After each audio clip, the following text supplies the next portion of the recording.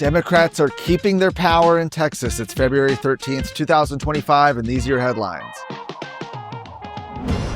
Committee assignments released finally today by House Speaker Dustin Burrows reveal that Democrats are going to continue to wield significant influence in the Texas House.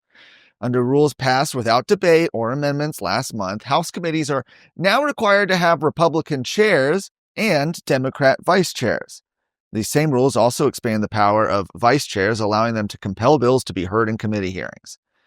The vice chair position also reportedly comes with an additional $4,000 in a monthly office budget, though Capitol offices remain in the dark regarding the exact numbers because Speaker Burrows didn't allow a vote on the usual housekeeping resolution that would dictate office budgets, leaving many legislators uncertain about their allocations. Well, as we reported last month, and many people disagreed with, these restrictions did not apply to these newly created permanent standing subcommittees, which can have legislation directly referred to them by the Speaker, much like any other committee. Burrows placed 6 Democrats as chairs of these subcommittees, effectively preserving their ability to shape legislative outcomes despite the ban on Democrat chairs. Many of Burrows' selections would indicate a return to the status quo of previous sessions. El Paso Democrat Representative Joe Moody has once again been named Speaker pro tem, the second highest position in the House. He's a liberal Democrat, and he previously held the position, but was stripped of it in 2021 by former Speaker Dade Phelan after the Democrats' quorum-busting trip to Washington, D.C. Corpus Christi Republican Representative Todd Hunter has been tapped to lead the Powerful Calendars Committee, which serves as a gatekeeper for legislation, determining which bills will and won't reach the House floor for a vote. Hunter held this position in previous sessions under former Speaker Joe Straus. In a 2017 floor exchange, Hunter openly admitted to killing legislation as chair of calendars at the behest of the bill's authors sometimes, saying, "That's what I do." Former Speaker Dade Phelan, though, remains in a leadership position.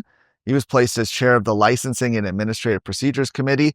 Meanwhile, if you're looking for some silver lining, if you're a school choice supporter, Brad Buckley will continue to chair the Education Committee, which appears by its member makeup to be in a stronger position to advance school choice legislation than it has in previous sessions. And you can check out the full list of committee assignments at texasscorecard.com. In what could ultimately be a significant move for South Texas, Cameron County Judge Eddie Trevino Jr. has signed an order approving an election to determine the incorporation of Starbase, Texas as an official city. The order follows the successful submission of a petition for incorporation, which they say met all the requirements under Texas law. Starbase, which you might know as the home of SpaceX, has served as the primary launch site for Elon Musk's space exploration company. They first established their presence in the area in 2014 with the goal of creating a world-class spaceport for testing and launching rockets.